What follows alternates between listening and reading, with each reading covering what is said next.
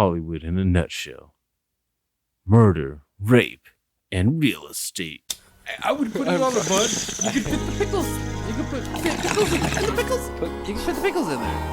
You can fit the pickles in there. Come on. Some onions. Pickle chicken sandwich. Take it away, John Frickin Smith. Welcome to the rabbit hole, How did we end up on that rabbit hole?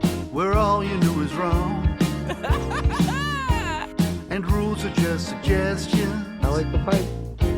made up as we go along. Shut up, Cord. Fuck you. And who knows what you'll find here. Maybe heaven or your worst fears. Whatever it may be, it's yours to keep forever. Just in time. You've entered a rabbit hole. Please go down further. Where there's philosophy hidden within stupidity. My nipples are sweating. What are they doing to that chicken? They're punching holes in it. You know, Man, I want to fuck that. teabag Hank Azaria. He can make weird noises. You're fucking weird. You guys are horrible. Bunyan rings? Like, I wouldn't eat those. What the fuck? Hey, Even if it was Paul Bunyan themed, like, you know what I mean? Anyone- Like flannel onion rings or something like that. You're like, yeah, I had a heart attack. Fuck you. it's a sunshiny day. Yeah. Fat people need love, too. Hello and happy 420. Wait, it's not a holiday. Well, You just confused the shit out of me for a second. Like, wait, what time is it? it's 420 anywhere. That's what time it is. It's 420 anywhere. Or somewhere. Isn't that how the saying goes? It's 420 somewhere. We're here. You were just in time. We are the J&T Baggers. DJ Van Nielsen. Norman Blunts. Tiger Durgan. So we're here for another late review. Some movies suck, and some are great, but our reviews are always late. Late reviews with the boys from Just in Time. We're sticking with this this fedora theme. I'm just gonna call it a fedora theme because every time I say noir, I start.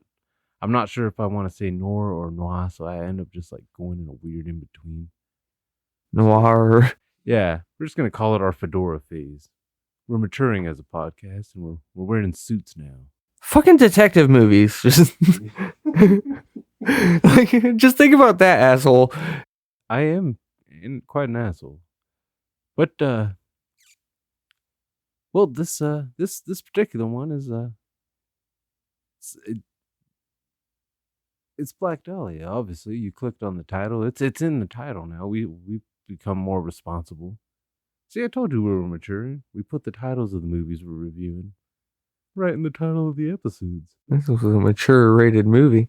How many times have you looked back on old episodes and been like, what the fuck did we talk about in there? What The entire time we went through the rabbit hole. So before we get into this, we do want to thank Mr. John Frickin Smith. That's Frickin. Just in case you've never heard it or never seen it, read it before. For his beautiful song Yours to keep. from the album, Songs of the Great Collapse. which can be found at johnfrickinsmith.com. We have never been that smooth. No, that just happened. That was pretty cool. Yeah.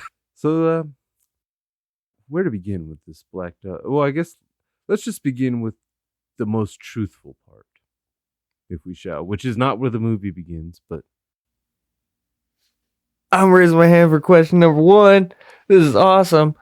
The chick's name was Elizabeth Short. She was found in the backside of an actual lot that was an abandoned lot in early Hollywood. It was 47. And the thing that was weird about it was you're not used to seeing like LA in that sense. So if you actually go to that place nowadays, I get really bored and look into these things outside the movies. There's a fucking alleyway still, but there's a whole bunch of buildings right there, so you can't actually stand there or see anything like that. She was slit from, and pretty much with the same Joker smile you would see in the movies and stuff. Smile, I think it's called. Now the Glasgow smile, the Chelsea grin, like a lot, but imagine just a cut But more smile. deep though. Hers was fucking crazy, even in the pictures and everything, because they do have pictures online of Elizabeth Short's murder, not like her getting murdered, but Scene. yeah. So getting disemboweled, cut in half, completely washed clean of the body. The one thing that I always got confused with through all of this is her right like breast part looked like it got bit the fuck off, but they can't really explain that. That could have been like a fucking wild dog or some shit. Yeah. Uh, Fucked up either way. yeah, just a whole bunch. Imagine like if you've heard of Jack the Ripper, but modern era, and of Yeah. course Hollywood starlet comes to California in hopes and dreams of making it in film and Ends up dead. a victim. Yeah. They don't know if it's a direct correlation or what was going on exactly. But yeah, it was just a chick that would walk down LA Boulevard dressed in all black. Now, if it's your first time listening to us ever, first off, welcome to the rabbit hole, as John Frickin Smith said. And second of all, yeah, you can go back a few episodes as well. We somewhat touched on this, I guess, or at least we touched on another fictional version of events a few weeks ago on the LA Nora late review. Because that also, had to do with this same thing. They even used her name and everything. It's Betty Short, but yelling. But yeah, so the last several weeks, and for probably the next several weeks, with the exclusion of one Nexus event, which should be a hint at that late review. With the exception of that, we're going to be probably sticking with this theme for a while. Just think of it as the fedora theme. I don't want to say even detectives, because I really want to sneak like Lawless and shit like that into there. It's our fedora era. Yes, it's just like, yes. Fedora? It's our fedora phase. But not like the douchebag fedoras with fucking overalls or fucking, you know what I mean, shorts. Just shorts and a fedora makes you an asshole. Yeah. Can we? Yeah. We've got the true crime part of it out of the way. Betty Shout. Yeah. This movie, of course, takes liberties. What year did this fucking movie come out? I keep wanting to say 06. 2006. No one ever found the killer, so. Yeah, that's okay. Well, that when you said Jack the Ripper, that's what I immediately thought it was like. It's another one of those like unsolved cases, cold cases. So you never found the killer, huh? No, in real life, no. That's why media has taken liberties and just made fictional stories off of it. Similar to our Hollywood land. Very similar, actually. So the premise was just a lady of the street, right? I mean, I guess in a way, if you think about it, yeah. Like, she wasn't like a direct prostitute or anything like that. I think even that whole snuff film situation. This is the part where you go into the movie. We're out of the true crime part. This is all just the movie. As far as Betty, I don't know like facts and fiction as far as like her personal life and all that shit. But when in the movie, she was pretty much a prostitute at that point. But no, she would be a porn star in a way. Well, the way they portrayed her in the movie with the like homeboy paid her to fucking go out with that guy. Oh yeah, that would be straight.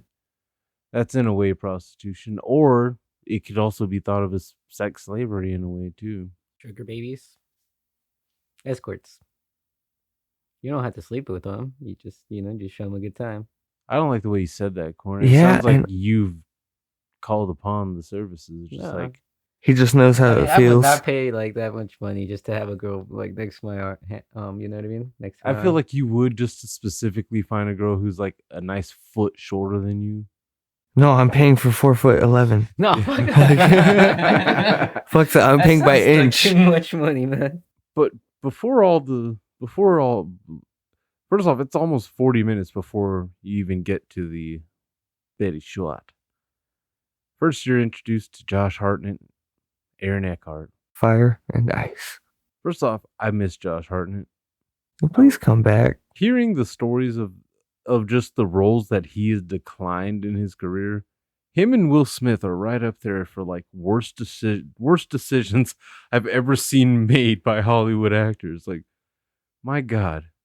But Aaron Eckhart fucking this is one of Aaron Eckhart's best roles to me. Like one of his one of the ones that he seemed like he had the most fun with and actually got to be like kind of crazy, like all sides of the moral spectrum.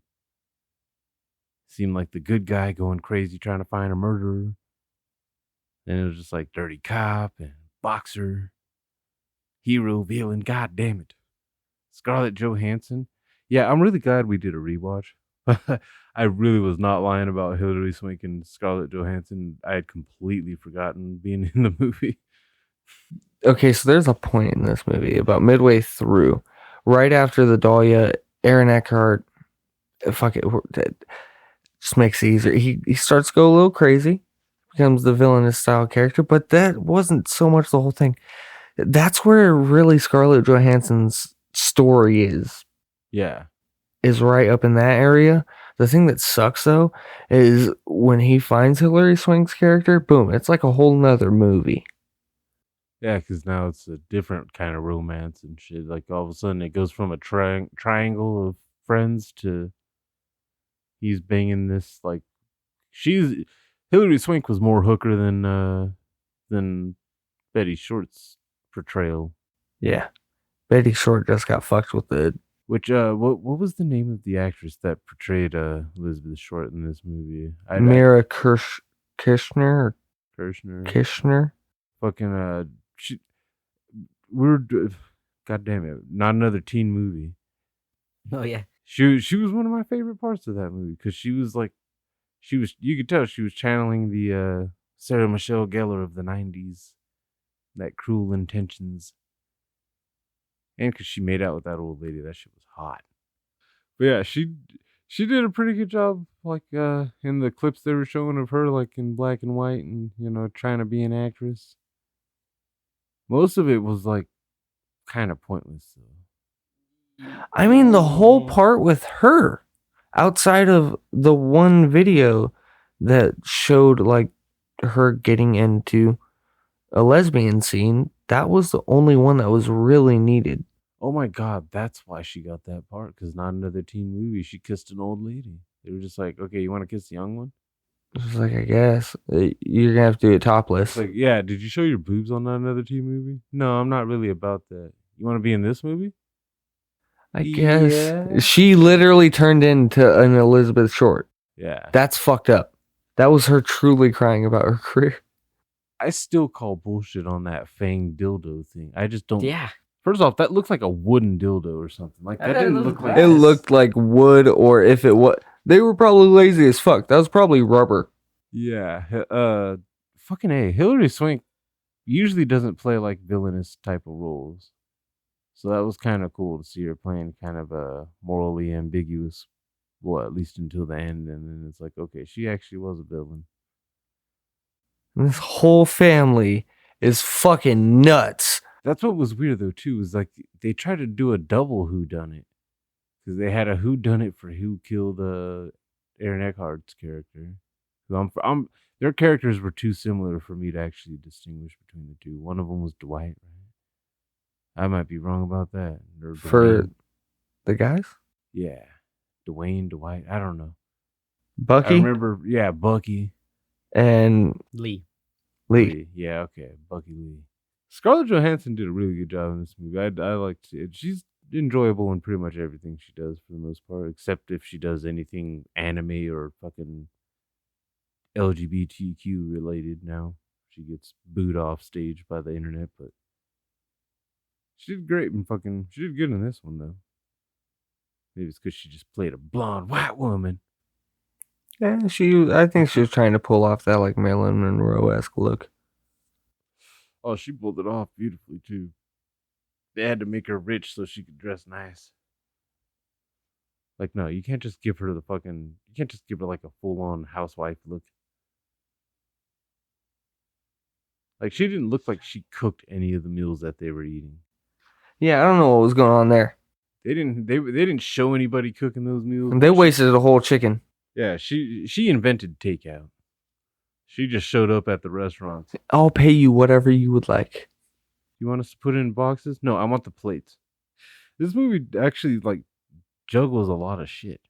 It does, dude, because they don't ever explain what happens with his dad. Like, No. they show his dad, and his dad's apparently, I am only assuming, like an old World War One vet from Germany. With dementia. He has him building a plane, explains to them, or calls someone to take care of him, says he'll pay him. For a couple days, but this seemed to go like months and weeks.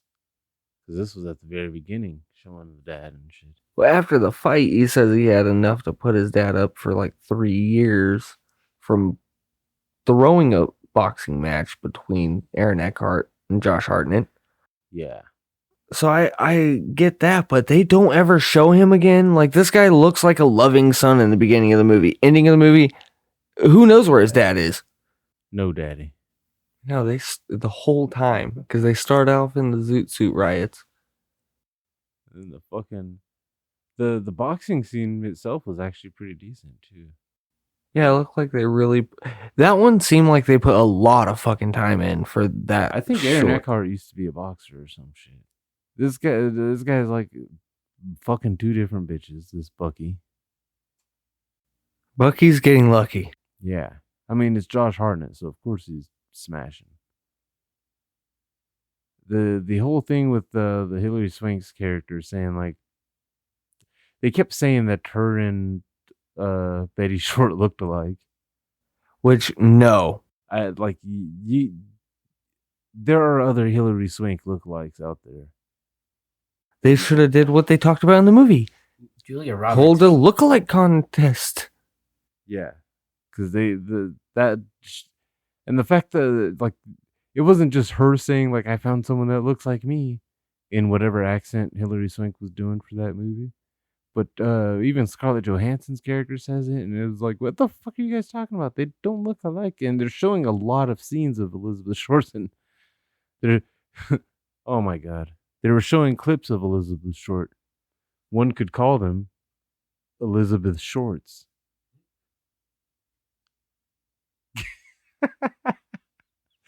but her well, to be fair, they never even showed her sucking dick either. It was just like, you're gonna have to eat pussy. Well, she didn't even eat pussy. She just got something shoved up her ass. Well, you don't know it was shoved up her ass. It looked like it hurt. Either way, those fangs. It was a look like they were fucking gonna hurt. snake fang dildo. Yeah, it's gonna hurt.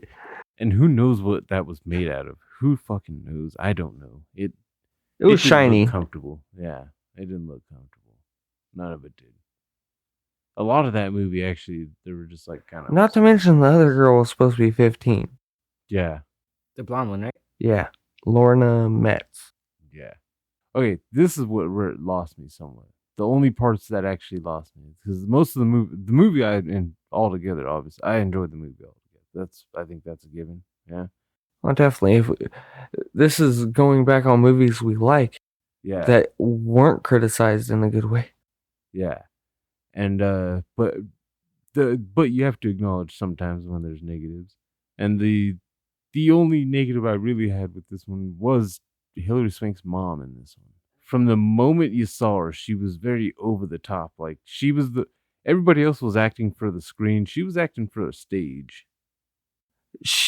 I get like that whole like it's supposed to be a countess style because she was born into money. The husband married her to get money.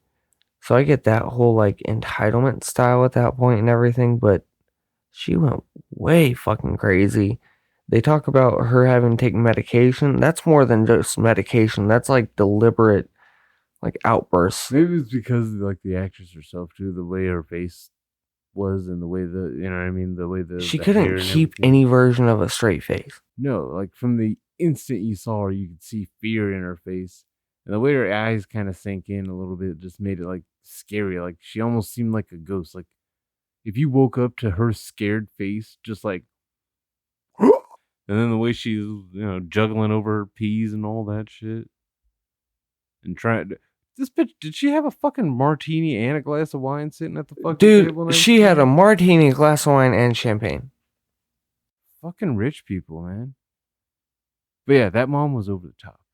Like, especially at the end. Shut up.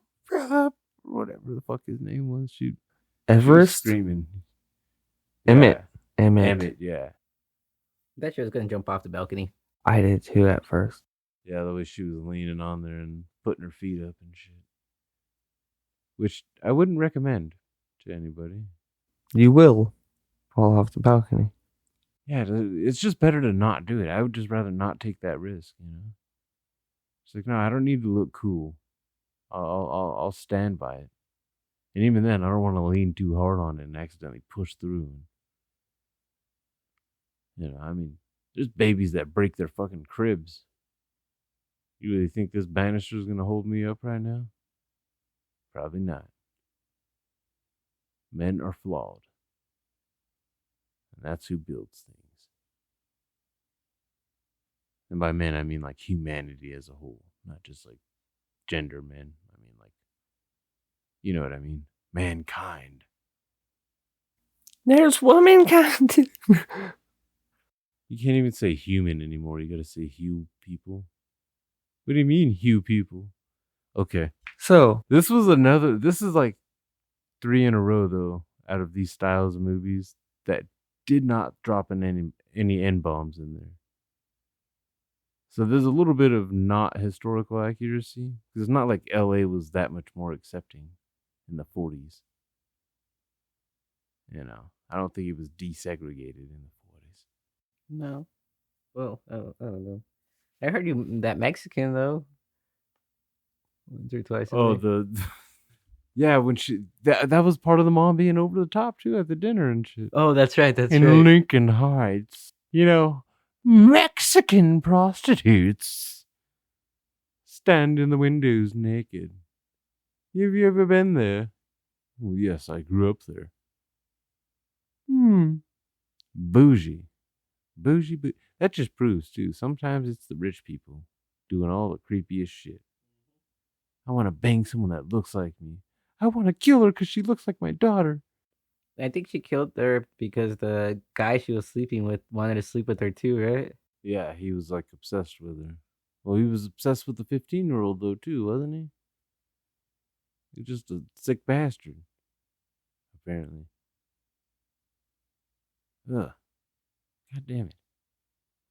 See, there's that proof too. It wasn't men that were struggling to be actors. Like they would struggle to be actors, yeah, but usually it was they weren't being taken advantage of the same way. Oh, because they couldn't. Everybody in charge was dudes. And it was way taboo to be gay back then. that's your fucking George Reeves. Yeah. Then you fuck the dude that's in charge's wife. See, that's a deal I would take, dude. You bang his wife, she picks out a house for you in front of him. He pays for it. Yeah. Pretty much just as a like, all right, have fun with, it's a love shack for you and my wife. God damn it, it's always real estate when it comes to LA in the 40s, man. Real estate, corrupt cops, pervert Hollywood. That's all it was in the 40s. Yeah. Hollywood in a nutshell. Murder, rape, and real estate. But yeah, that mom with that whole fucking screaming and shit, and then fucking just blows her own brains out. She did sound like a bird. And as if it wasn't enough to have like that kind of a whodunit and a fucking mystery solved or whatever, they had to throw in the fucking Hilary Swank wearing a suit. And they mentioned it very, very early on too in the movie about a woman walking in with a fucking dressed like a man wearing a suit and a hat. In that bar in that club, right? Yeah. The lesbian club. The one with the calypso sounding chick. Which I'm still like, it wasn't Jamaican, it wasn't British. I don't know what the fuck Did they really it was. have lesbian clubs like that back then? I'm not saying they weren't allowed. It just seems like that's something that's gonna be on the hush hush. Yeah, that doesn't seem like something like that would be that large of a thing to have multiple ones too. And in the 40s, like, okay, yeah, the men were away at war, but that doesn't mean you're just gonna spark up being a lesbian. Yeah, Maybe. Maybe. especially because some were already starting to come home and shit from the war. Yeah. So, yeah, I don't know. But then again, most of the movie's fucking fiction anyway. The only factual parts really are that a body was found mutilated horribly. Because they even said most of the wounds and shit were posthumous. Which I'm pretty sure that didn't transfer well to the microphone. I'd fucking got cotton mouth all of a sudden. Yeah, after death. So the mom just wanted to see some art. That's why she cut her face like that. Apparently, she liked the man who laughs, which inspired the Joker, which Aaron Eckhart would later be almost killed by. Yeah. In a movie that Josh Hartnett could have starred in. Yeah. Fire. And it just so happens that this happens when Lee went to go meet his former partner so he doesn't squeal Yeah. and shoots him. Yeah. That old man. Yeah, that's that's what I mean. Like that they could have done without a lot of that, honestly, without a lot of the extra story shit with Aaron Eckhart and Scarlett Johansson and shit. Well, when they do that, they hit like trying to drop 3 different twists. What are the odds that the killer, the Black Dahlia murderer, was the one that fucking her daughter is the one that kills fucking Josh Hartnett's partner, slits his fucking throat because because Lee is trying to fucking blackmail the fucking dad or whatever. It was just fucking that's one where it was like, okay, you not only had to tack on a second story, but you even tried to connect it to. I guess that was to try to justify tacking on another storyline to it, but I don't know. Kind of feel that it didn't fully need to be there, but it was fun. It was still fun seeing Josh Hartnett investigating. It almost sounded like a patronizing parent and shit. Just like, look at you investigating. You're such a smart little guy. You're like the preschool's best detective. Da-na-na-na-na, Inspector you. I always love those kind of. Yeah, we do have a few more too, though. There's quite a few more. Like I said, it's Fedora. It's Fedora more than just detective and noir. I think it started off with noir, but now I'm having too much fun with like this kind of era of Fedora-ness. Dude, it's fucking hot. Let's call them Fedorios. I don't know if I want Fedorios. But yeah, next episode, that one actually there's a bit of a toss up there. That could either be a Fedorio. I'm not gonna keep trying to make that one. I'm not gonna try to make that a thing. That just sounds weird saying it more and more. But or it could be, yeah, depending on if everybody's caught up. I just realized that the finale's tomorrow. So yeah, fucking yeah. There might be a Nexus event next. Wow, really, Corn? Funny. Did you not hear me say it earlier? Yeah. But the second one is the one that hit. Okay. Yeah, we'll see you next week or next. Well, yeah. We'll see you next this week. Next time. Next this week.